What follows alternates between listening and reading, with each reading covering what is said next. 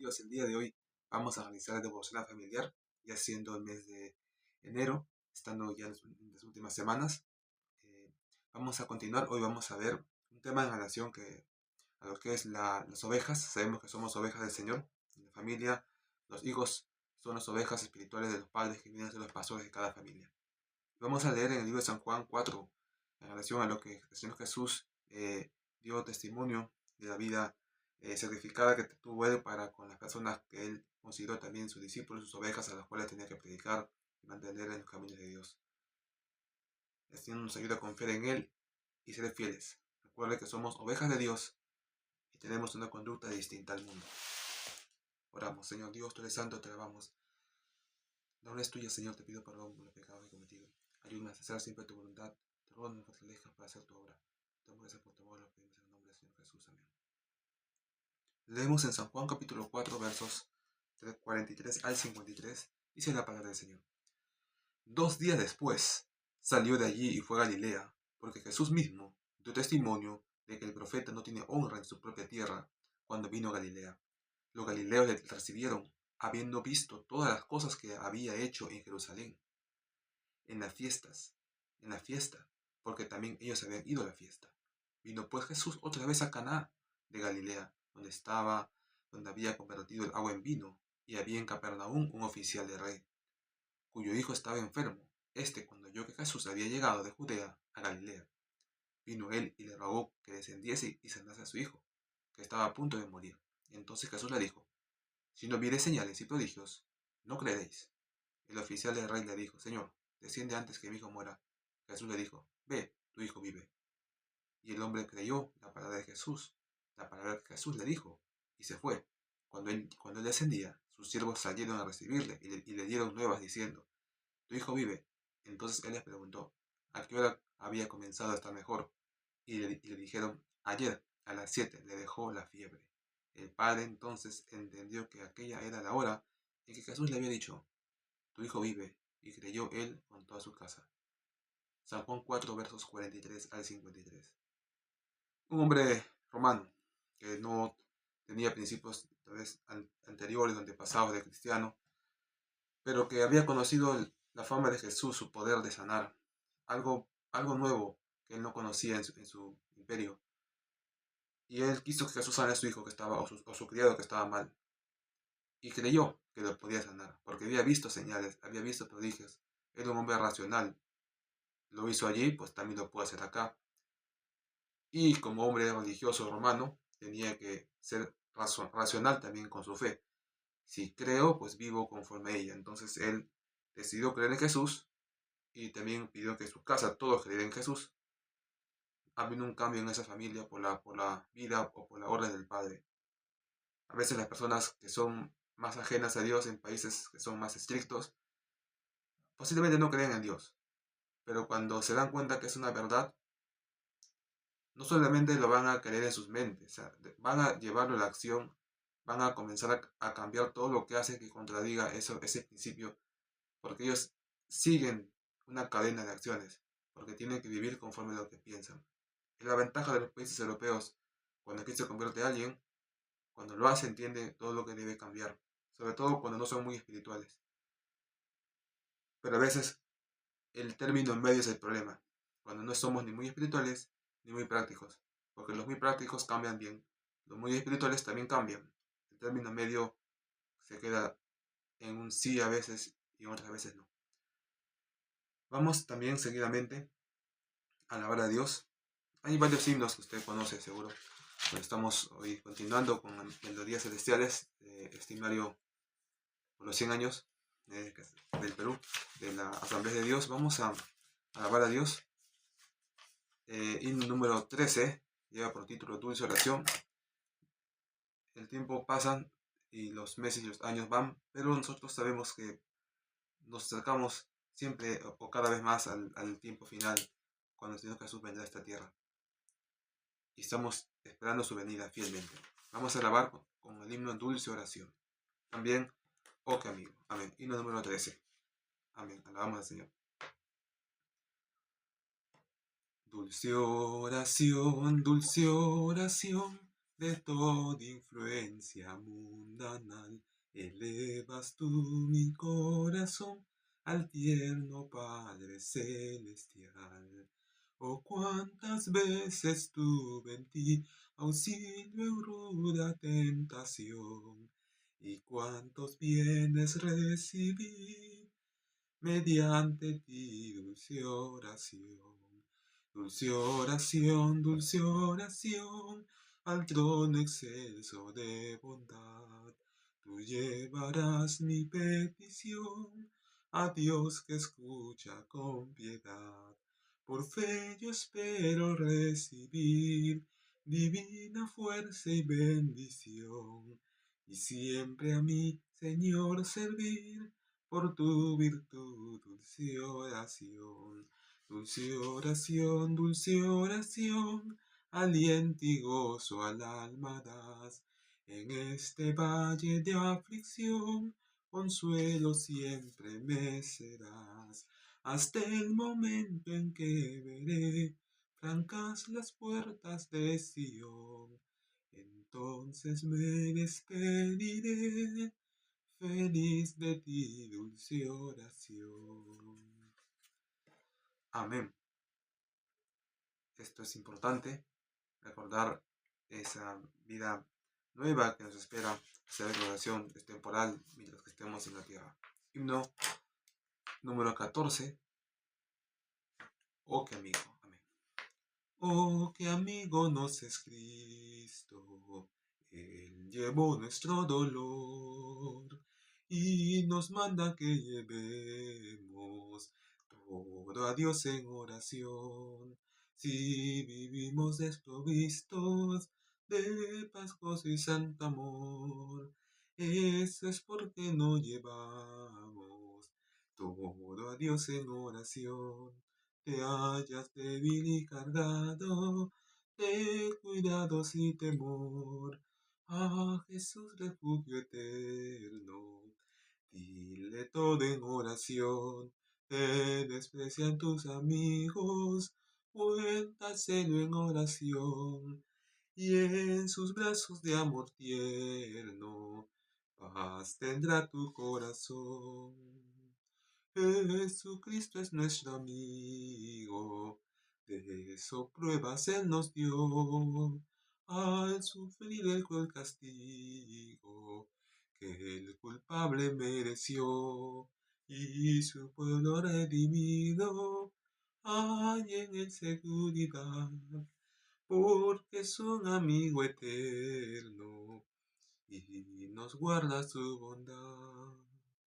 Amén. Gloria al Señor. Importante servir a Dios. Nos vamos en nuestro estudio bíblico. Esta semana yo agradezco al Señor porque también me ha ayudado a avanzar trabajos aquí de la universidad, el mejora de mi idioma alemán.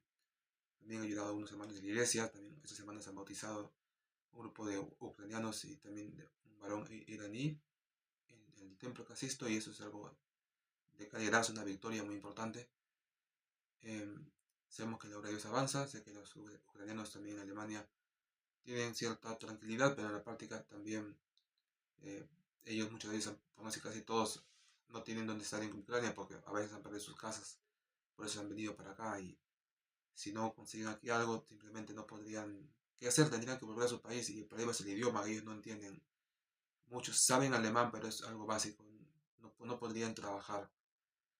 Se les complica, tienen una mensualidad para el Estado alemán, pero este año el Estado alemán ha decidido ya no darles más o controlarle ya solo unas fechas, y muchos están preocupados porque no saben pues hasta cuándo les durará el ahorro que tienen, y ellos también desean eh, pues encontrar una solución, ya que a diferencia de otros ellos no pueden volver a su país porque sus casas están o destruidas o le han dado a los que han sobrevivido, a los que han perdido sus casas.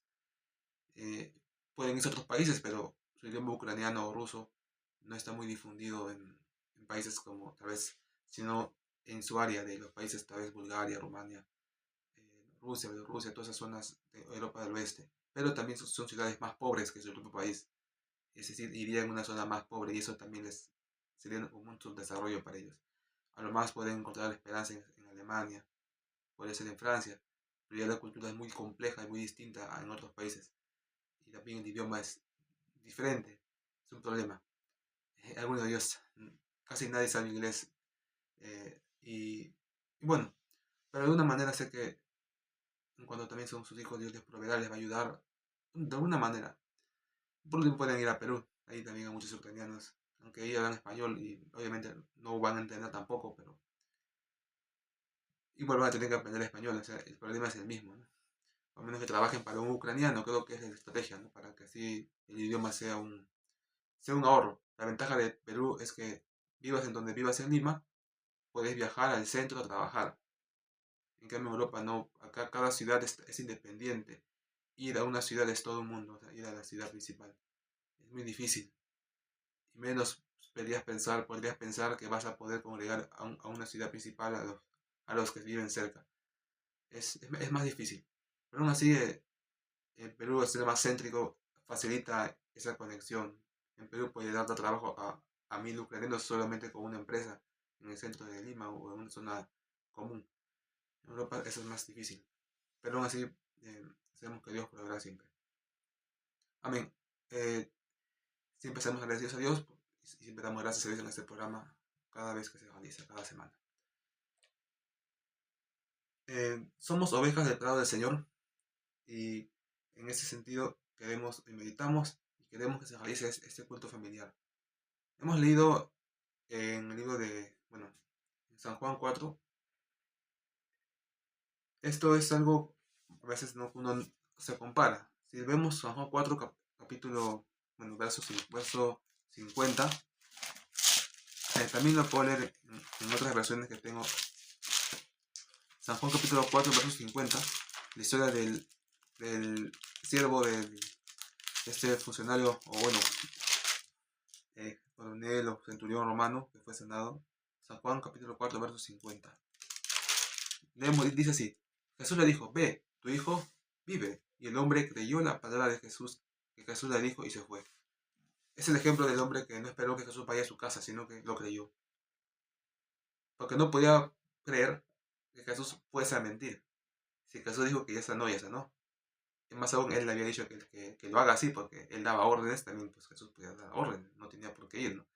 Se puso en el lugar de que también él muchas veces tiene que hacer cosas y no va hasta el lugar, envía a otro, da órdenes. Entonces él dijo, Jesús, tú también eres importante, eres como yo, entonces, es un decir, ¿no? Tú eres importante, ¿por qué vas a tener que ir hasta mi casa, ¿no? O sea, ordena nada más, que lo haga otro, algo así, ¿no? Ordena que otro sane a mi hijo, o simplemente tú ordena que sea sanado. Y ya está. Ese es lo interesante. No obstante, el centurión, él sí fue, él no ordenó a otro que vaya. ¿Qué diferencia, no? Él sí va a donde Jesús. Tal vez pienso que eso fue lo que Jesús vio y quiso ser, o quiso compensar eso. Normalmente un hombre importante enviaría a un siervo para que vayan a él. Pero no, ese hombre importante viene a él más bien. Y sus siervos se quedan en casa a informarle qué pasó. El Señor Jesús podría haber dicho que en la gratitud o en esa forma tan grande que esto me ha hecho, yo voy a hacer lo mismo. Solo que en sentido contrario, ¿no? Yo siempre voy a las casas a curar. En este caso voy a hacer al revés. Voy a ordenar simplemente. A veces eso es más fácil porque mientras que él va, de repente ya se murió la persona, como Lázaro, ¿no? Esto es algo increíble, pero es el ejemplo de las personas que creen en Dios. Dios puede hacer obras también en su familia, pero no muchos creen. Este hombre romano no parece que fuera un hombre muy espiritual, ¿no? Ni que tuviera tampoco una disciplina fuerte en las cosas cristianas. No parece que fuera un ejemplo a seguir, tal vez más que todos sus limosnas, sus diezmos, sus ofrendas. Pero aún así no importó. Jesús vio su fe. Eso pasa también en Europa. Acá hay muchos creyentes, buenos hermanos, culturalmente, ya más que por experiencia cristiana, por cultura. Porque en general un alemán, un europeo, es una persona sana, así no sea cristiana. Cuando se vuelven cristianos, mantienen esa vida, no hay mucho cambio, más que todo el creer mental. Y en sus actos prácticamente nunca hacen nada cosas malas. En Europa en sí es normal, es mantener, además mantienen lo más importante, ¿no? La fidelidad matrimonial, el casarse, bueno, en general no hay mucha diferencia tampoco con los creyentes. Pero estos hombres tienen, tienen fe. O sea, creen que Dios puede hacer algo. Creen que Dios ha cambiado sus vidas. Muchos de ellos han sido sanados. La mayoría de ellos que se han compartido dicen que fueron sanados por Dios, por un milagro, que estaban enfermos y Dios les sanó. Ya sean de Alemania, sean de Rusia, de Ucrania. Eso es testimonio. Yo he escuchado claramente por cómo se convirtieron, porque es difícil que se convierta a alguien. Pues un alemán no cree porque dice, tengo que ver. Igual que este grupo de judíos. Jesús le dijo, ciertamente si no vieres señales no creeréis. Verso 48. Si no vieres prodigios y señales no creeréis. Algo más o menos semejante se diría hoy a los alemanes. Si ustedes no ven prodigios ni milagros, no van a creer en Jesús. Porque ellos dicen, uno me dice, muy cercano a mí, ¿por qué agradeces a Dios si Dios no es alguien real? ¿Por qué agradeces a Dios? Bueno, para él es así. Pero bien que creen en otras cosas espirituales ocultas y a eso sí no les parece extraño, ¿no? Es bien curioso. Porque en el ocultismo sí creen ellos muchos, cuando es algo espiritual, pero en la parte cristiana no. Esto demuestra que en realidad sí creen, simplemente no quieren que estés tú allí, porque lo ven ellos como algo que les perjudica. Así también como nosotros no quisiéramos que las personas sigan el satanismo y quisiéramos que se retiren, también ellos pues, no quieren que los cristianos sigan sirviendo a Dios, también lo ven como algo contrario a su forma de ser. Y se justifican diciendo que Dios no existe, porque obviamente saben que existe. Y si creen que existe, solo que no viven sus mandamientos. Yo muchas veces he predicado también aquí y de una manera alejada, ¿no? Es obvio que no se puede de manera cercana porque es parte de la cultura alemana que a nadie se te convence de nada. Aunque una vez sí vi a unos predicadores conversando, bueno, no eran cristianos, pero sí vi que trataba de predicarle su mensaje a alguien que encontraron en la calle. Y fue la única vez que vi algo que ese hombre se detuvo a escucharles. No es normal. Fue tal vez porque era un domingo en la mañana que salía a correr y tal vez se pudo detener unos 5 o 10 minutos. Pero no es normal, tú no puedes detener a nadie en la calle así y conversarle. Siempre te van a decir que tienen algo que hacer y se van. No porque seas cristiano, es en general. No es normal que se detengan a alguien a conversar en la calle. Ni que se encuentre y se saluden. No existe esa opción. Pero aún así, se ha predicado de maneras con folletos, con polos, con formas que... Y ellos son rápidos, no necesitas complicarte. Directo al grano y ya entendieron el mensaje, simplemente que no lo creen. Entonces es lógico. No, ¿por qué no crees? Le digo, bueno, porque pienso que no es real. Si ves un milagro que te dirías, me dice, no, porque lo justificaré diciendo que fue un hecho casual o algún tipo de justificación me inventaría, dice. ¿No? Es cierto, pero ya cuando lo ven el milagro cara a cara, ya y si se dan cuenta que es real. Por último, simplemente creen en Dios que existe, pero igual no viven sus mandamientos. La idea no es que crean que Dios existe, es que vivan conforme a los mandamientos de Dios. Como este hombre centurión, que ya creía en Jesús, pero cuando vio este milagro, decidió ya formalizar su creencia, pidiendo que a toda su familia se convierta a él. Tal vez lo hizo por temor, porque si Jesús le sanó, ¿qué pasa ahora? Se puede volver a enfermar a su siervo. Y si se vuelve a enfermar, es como que él está dependiendo ahora de Dios, de Jesús, de su voluntad, porque si Jesús ordena, otra vez enferma. Entonces es como que ya depende de él y toda la vida va a depender. Entonces, como para tener el mejor favor de Jesús o de Dios, ordena que en su casa nadie falte el respeto a Dios, o sea, que todos se vuelvan cristianos. Como una orden, como simplemente algo exterior. Que muchas veces muchos padres cristianos piensan que eso está mal. Lamento por los pocos padres que han pensado que eso está mal. Es totalmente válido y correcto ordenar que se hagan cristianos. Porque es lo normal. Porque, como dicen, ¿no? Si usted no encamina a su hijo, ese puede deformar. No tenga temor, ordene las cosas, así se hace. El creyente quiere ir a la iglesia, sino que le da flojera. Prefiere quedarse ver televisión, jugar, dormir. Así que si usted ordena ver a la iglesia, no hace nada malo. Su hijo quiere, simplemente le da flojera. Y esa orden que usted le da, lo anima, le impulsa a ir, a cambiarse y a salir. Ya cuando está afuera, ya tiene ganas de ir y ya va, ¿no? Y luego está feliz que fue, en vez de estar triste que no fue. Pero si usted va a esperar que su hijo le diga, yo voy, posiblemente pues esa voluntad no llega. Y va bien, él va a decir, ¿por qué mi padre no me llevó? ¿Por qué no me impulsó? Es un ejemplo extremo, ¿no? Obviamente lo ideal es que vayan todos a la iglesia. Ordenar. que se conviertan es lo más correcto. ¿Qué diferencia habría si igual vas a orar, vas a ir a la iglesia, vas a hacer todo? Y tampoco vas a pecar, porque como es una orden, técnicamente no puedes hacer nada malo, porque eso es visible. Si se rebelan, eso es visible, si tienen falta. Ven como prácticamente son cristianos ya. Y como es una orden, un poco más todos son cristianos. Eso resulta mucho, pero como para cristianos religiosos. Eso sí resulta muy bien. Como en Europa, casi todos son católicos religiosos. Muchos luteranos religiosos, demasiado. Y los evangélicos, pocos son religiosos, en el grueso sí tienen una comunión con Dios, pero no es mucho, será un 30% que sí es auténtica comunión, un 50-60% que está allí, pero no lo demuestra mucho. Y presumo que el resto están solamente por compromiso, ¿no? Porque su esposo, su esposa, sus hijos son, o porque es parte de la comunidad y no quiere perder la conexión con los demás. Pero en general, pues al final todos se portan como cristianos, al final todos asisten a los cultos, están allí, ayudan, aportan de una manera u otra, no es mi idea. Yo quisiera que mi familia se ordene a los hijos a hacer esto. Y claro, también se ora y Dios hace la obra. Y siempre oremos a Dios para que ponga su espíritu en sus hijos. Eso es un misterio, pero yo lo tengo claro. Y lo he visto, puedo decir que es así. Normalmente usted cuando su hijo nace, usted puede darse cuenta si en su hijo hay un espíritu de Dios, de niño. Usted lo puede ver. Mi hijo tiene un espíritu que lo hace buscar a Dios. O no lo tiene. Simple.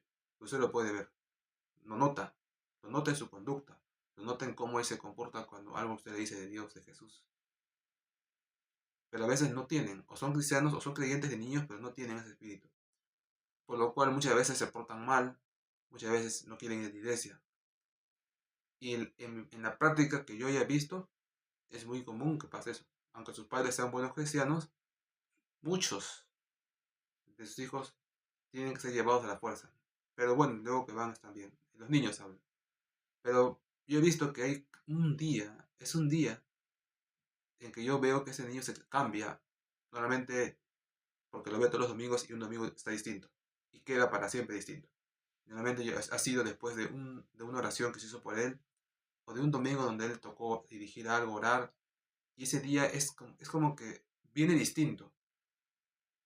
Queda transformado. A partir de ese día le gusta la iglesia. A partir de ese día tiene una vida espiritual más fuerte. Y es de un día para otro, o una semana para otra. Y a partir de ese día está claro, ese niño sirve a Dios y tiene una comunión con Dios clara. Claro que igual hay que motivarlo y hay que corregirlo y hay que encaminar las cosas de Dios. Y eso es algo que a veces nunca llega, porque no es automático. Animo a los padres que busquen que eso llegue a sus hijos. Y es alegre cuando llega. Es como un bautismo del Espíritu Santo. Pero es un momento en el cual su hijo tiene y nace en él un deseo auténtico de servir a Dios, de tal manera que usted no tiene que ya forzarlo, sino que él viene ya y él lo hace. Y, y bueno, eso se nota en la práctica, en la vida que su hijo comienza a llevar en adelante. Y busque que llegue ese momento, y si no llega en la niñez, en la adolescencia o en la juventud, pero tiene que llegar. Esa es su función como padre. Es que, bueno, hay más temas que corregir, pero viendo a sus hijos como ovejas, dice la Biblia que Jesús no perdió ninguno, solo a Judas, que tenía que perderse. Usted tampoco pierda a sus hijos. Es muy lamentable que ni siquiera sus hijos sean cristianos. Es muy lamentable, porque eso significa que usted tuvo su mente en otras cosas. Y eso es también algo que yo he visto como un problema desde muy mucho tiempo y ya tengo soluciones que se plantean, que tengo planteadas y sé que se van a dar y van a ver ese cambio. Que los padres consideren lo más importante en su vida cristiana, ellos mismos primeramente y luego sus hijos, porque ellos son el reemplazo de ellos como siervos de Dios, ya que servimos a Dios, pero dice la Biblia, mi siervo Moisés ha muerto, ahora ¿quién lo va a reemplazar? Cuando uno parte la presencia de Dios o Dios viene a la tierra y nos lleva, alguien nos tiene que reemplazar. Usted no puede morir y ya, porque todo lo que usted tiene se pierde. Es como una herencia que usted ha acumulado, no tiene hijos. ¿Para qué acumuló tanto? ¿Qué sentido tuvo su vida? ¿No? Lo mismo, tiene que tener hijos espirituales, hombres que continúen la obra de Dios. Y como es natural, nadie va a querer continuar la obra de Dios como usted, porque cada uno tiene su estilo, su forma. Y usted tampoco le va a querer dar a otro, ¿no? Como Moisés se lo dio a Josué. Pocas personas van a darle su vara, ¿no?, a otro, porque es casi imposible. Y así no tenga hijos, sus hermanos, sus nietos, sus primos van a querer quitarle, van a querer quedarse con eso y no van a querer que usted se lo dé a otro. Por eso los ideales es que sea su hijo quien continúe esa obra espiritual. Y me alegro por los que sí quieren. Lamento por los que no quieren. Porque hay muchos padres que, bueno, se entiende si usted no sirva a Dios en la iglesia, sino que usted es un comerciante, es un hombre de negocios, es un hombre simplemente pues profesional, pero es un buen cristiano. Que usted mismo no se dedica a servir a Dios. Entonces es normal que tampoco sus hijos lo hagan, ¿no? Es lógico. Pero yo voy a los que sí son pastores, son líderes en la iglesia, aman a Dios, pero que curiosamente no quieren que sus hijos sigan su mismo camino de ellos. ¿Por qué? ¿Por qué no quieren? Porque ellos dicen así, ¿no? Soy cristiano, han pasado muchos años, seguro usted piensa igual, y sigo siendo escaso económicamente, siento que he perdido mi tiempo, pero ¿qué me queda? Bueno, soy líder, no voy a dejar mi iglesia. Y quieren que sus hijos sean la contra, que sus hijos sean ya no para Dios, sino para usted. Y ven en sus hijos el dinero, o sea, ven en sus hijos gente profesional y negociante que le van a usted ayudar en su sanidad. Y ven allí la bendición de Dios. O sea, ven a sus hijos como de quién beneficiarse en vez de ver a sus hijos como hombres que servirán a Dios y usted no necesitará de sus hijos. Eso es lo extraño y es lamentable como muchos clientes no ven hacia sus hijos. Ve a sus hijos como hombres de Dios. Claro que ahora que me pongo a pensar, ustedes se están poniendo en el caso de ser ancianos, de que no van a tener dinero ni provisión, y ven a sus hijos a alguien que les pueda proveer y ven la bendición de Dios a través de ellos. Pero en ese caso no están pensando, como dicen, ¿no? Como carnales, para los que son espirituales, porque si no, pues no tiene sentido decir esto, ¿no? Y pues si sois tan espirituales, piensan que Dios se les va a proveer de ancianos. Y si sois tan prácticos, como dicen, ¿no? Entonces ustedes mismos sean negociantes, y ustedes mismos sean empresarios, y ustedes mismos, ¿por qué sus hijos? Por eso es que ustedes son tibios. Si ustedes fueran calientes, ustedes mismos, o fríos, ustedes que saben que les espera esa sanidad, ustedes hoy harían esos negocios, no esperarían que sus hijos lo hagan. Para que sus hijos sean igual que ustedes espirituales y no dependan de ellos en su sanidad, ni estén esperando de ellos nada. O viceversa, sean muy espirituales, de tal manera que la obra de Dios avance y que puedan depender de la misma obra de Dios, o confiar que Dios de alguna manera les va a proveer de ancianos. Pero como están a la mitad, ustedes son buenos creyentes, como dicen, no, pues sus hijos están en el mundo. Y eso no puede seguir así. Entiendo su preocupación, tal vez su decepción. Usted como cristiano sirve a Dios, pero se siente pobre, se siente que no tiene esperanza en el futuro económicamente. En la realidad, así es. También es una realidad cantidad de siervos de Dios que viven así de ancianos. Pero no porque Dios quiso, fue ya porque ellos no lo juzgo, pero es la realidad, tampoco no quiero engañar a nadie. Es porque ellos también se descuidaron. Se descuidaron. Si bien fueron siervos de Dios, eso no implica que hubo tiempo que tampoco no trabajaron pudiendo hacerlo. Porque si hubieran trabajado en la obra de Dios, hubiera habido frutos. Y no los hubo tanto. Entonces tampoco nos ayuda mucho a Dios. No se trata de ser muy espiritual para ti mismo. Tienes que ser espiritual, pero que dé frutos. No se trata de que yo oro todos los días mucho tiempo. Porque puedes orar mucho, pero si no sales a predicar, si no fundes una obra, si no avanzas, está en vano. Es en vano. Es como que tienes energía, que como llevas todos los días mucha proteína, pero no trabajas. La proteína se transforma en grasa y te engordas. O sea, de paso que como que te cuesta más, te perjudica como si fuera grasa que has comido. Si vas a orar y vas a servir a Dios y vas a ser espiritual, tienes que llevarlo a la práctica, a evangelizar, a predicar, a fundar iglesias, a relacionarte con los demás, a llevar a Cristo. Si te lo quedas para ti, en tu propia casa, te limitas solamente en tu iglesia a orar bien, a cantar bien, y ahí queda todo, pues obviamente no vas a llegar lejos. Y te vas a sentir mal. Y vas a sentir que los demás tienen dinero y tú no. Y ese es el problema. Pero con todo no lo juzgo porque aún tener escasez y pobreza no es pecado. Y no importa. Ni importa. Pero sí es pecado que uno tenga cierta economía y esté pecando contra Dios. Al final el problema no es la economía, sino el pecado. Y bueno, tal vez yo hablo, pero esa es la idea, pues, transmitir el consejo, transmitir, ¿no?, la verdad de Cristo para que las familias puedan superarse, para que usted desee que sus hijos sirvan a Dios con ese mismo corazón con que usted lo hace, para que ellos también Porque si usted quiere, ellos se dan cuenta y van a querer más. Porque ellos se dan cuenta que usted no quiere. Y eso hace que ellos tampoco quieran ir a la iglesia. Pues en total, igual si mi papá en su interior no quiere, pues yo no voy, hasta no va a decir nada tal vez. Y así, como dicen, ¿no? Sus hijos son fruto de lo que usted quiso. Solo que usted pensó que porque querer es solo una cosa mental. No es algo práctico. Pero la realidad es que las personas se dan cuenta. Y que usted mismo deja de hacer muchas cosas que normalmente haría si quisiera que sus hijos sirvan a Dios. Usted no lo hace. Cuando usted dice, hijo, quédate a estudiar y no vayas a la iglesia, quédate a dar para tu examen y no vayas a la iglesia, estás diciéndole eso. ¿Dónde está tu fe? No hay, simplemente. O no hay doctrina, simplemente por ahí no va tu fe. No se juzga, no se acusa, cada uno dice que siembra lo cosecha lo que siembra. Al final, pues, la idea era que tú siembres esa fuerza en tu hijo para que sea disciplinado y cuando tengan que estudiar, estudie, cuando tengan que trabajar, trabaje, cuando tengan que ir a la iglesia, vaya a la iglesia y aprenda a honrar a Dios. Y mientras más honra a Dios y mientras más haga la voluntad de Dios, Dios también le proveerá más. Vamos ahora a, ya estamos terminando este devocional muy especial. Vamos a orar para despedirnos. Usted tiene peticiones, cada familia tiene peticiones y usted ore por las peticiones de su esposa, de sus hijos. También ore por la suya. Hay una canción, dice, puedo confiar en el Señor, dice Marino. Podemos escucharlo.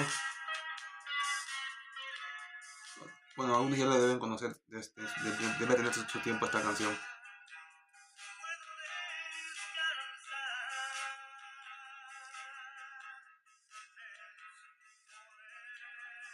Ah, claro, sí, es conocido.